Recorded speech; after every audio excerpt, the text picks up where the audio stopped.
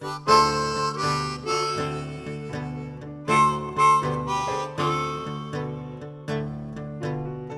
is an absolute fabulous workshop.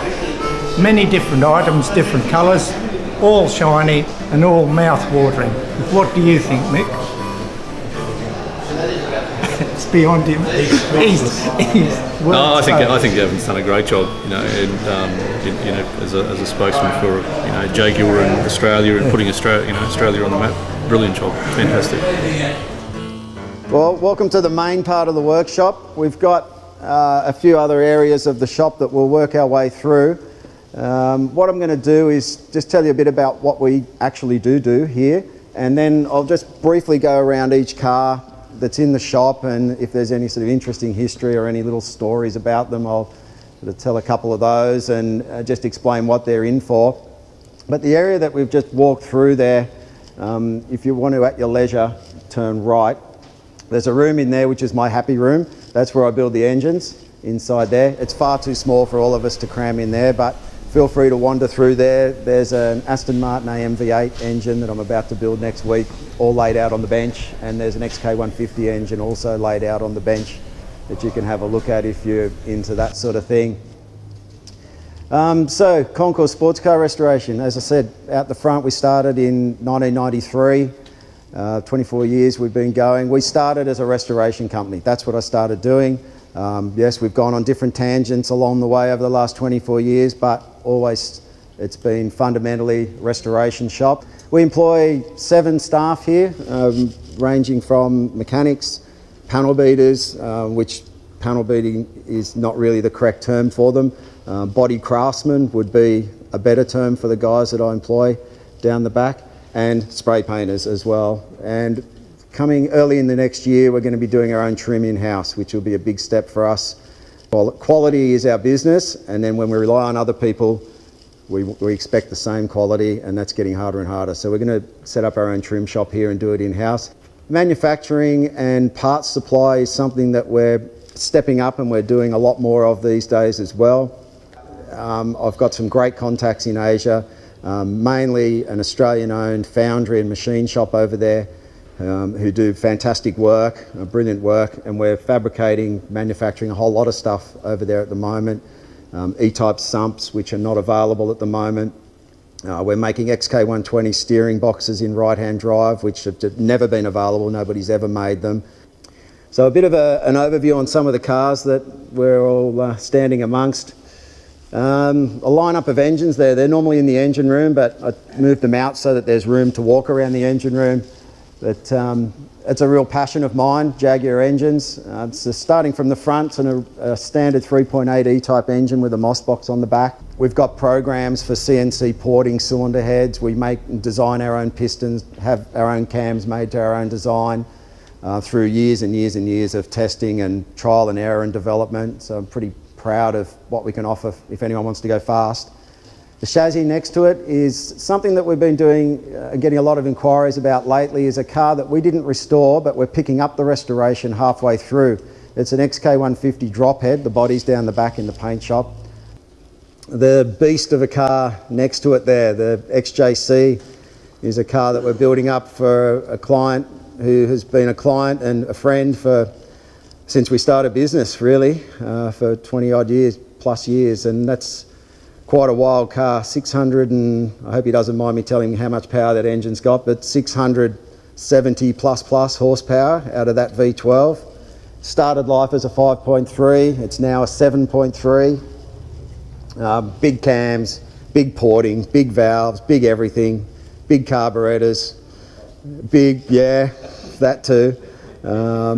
But you know, those of you that know what a broad-speed Jaguar is, what Leyland raced back in the mid-70s, we've been building it in conjunction with the owner. He's done a lot of the work himself on that car, so he's had a real input in it, and it's going to be a fearsome sort of a car.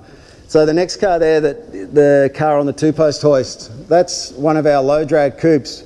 That's the second car that we finished. A lot of you may have seen the first car that we did was a gold car for a Queensland customer. This car we've just finished. The owner came in yesterday and signed off on it, so now it's ready to be delivered, but I didn't let him take it. I wanted it to be here for today. So these are a pretty special car, something that we love building in-house. We build them from scratch, totally brand new. So when we got an order for a car, we order 50 sheets of aluminium and we order about 5,000 rivets from an aircraft manufacturer, and then we just start making a car. You'll see there's a couple more we're building out the back on the jig, but that's the finished product. Various different specifications to the customer's requirements really, but that car's got like a $10,000 stereo system in it, which I didn't really want to do, but we did it. It's got air conditioning and a lot more trim than what a low drag had. The drop head on the hoist, as I say, is one that we're just picking up the pieces of somebody else restoring it, and it's getting there now. Then just continuing down that row is a row of XK120s, so a very rare original right-hand drive XK120 coupe that we're restoring to full concours condition. A right-hand drive XK120 Roadster next to it that's got some upgrades. He just wants to drive it, but still wants it restored as perfectly as possible. A 120 original SE, which was one of Jim Burns' cars, poor old Jim, who's passed away a long time ago, a founding member of the club. The one next to it in primer is a car that we're building here for ourselves. AMV8 in the centre here that's in for an engine rebuild, the green car that's in front of us. Something a little bit different, and we always have something a little bit different in the shop. E38 Bathurst Charger that you may or may not appreciate, you guys, but a pretty awesome Australian car. A little bit of a story on that. Obviously it's an Australian car. It's owned by a Kiwi who lives and works in Scotland. He found the car in Sweden, believe it or not, shipped it to us to restore. We've finished it. In 2 weeks' time, goes on a plane to Scotland. One next to it, Mark II Ute. Love me or kill me for doing it, but you know, anyway. It had a supercharged 4.2 in it, which a customer really had to have, so I lifted it out and put it in his car. So then I had to build another motor for it. So it's going to be on the road next year, which I've been saying for 20 years. Mark II Jag next to it, which came in with some paint bubbling on the front. We stripped it off, and then we removed about 10 kilos of bog out of it. This is a 63 model 3.8 coupe that we're restoring for a guy, and a couple of people have just said to me now that it just looks absolutely stunning, and you know, to put your finger on why it actually looks so good, it's probably the colour. That's opalescent silver grey. That's a factory Jaguar colour. It just looks absolutely superb. But we've incorporated a lot of upgrades into this car.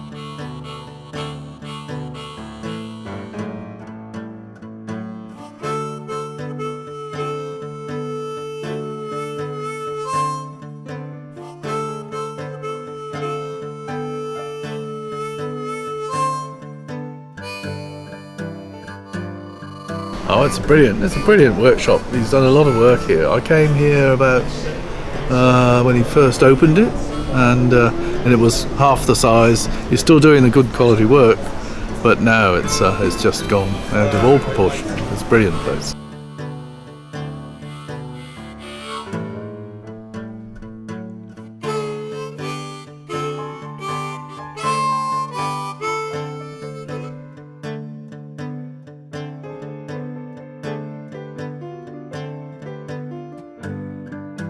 The cars that Gavin's put together over the years, absolutely fabulous, and a credit to him and his team, and a great ambassador for Jaguar.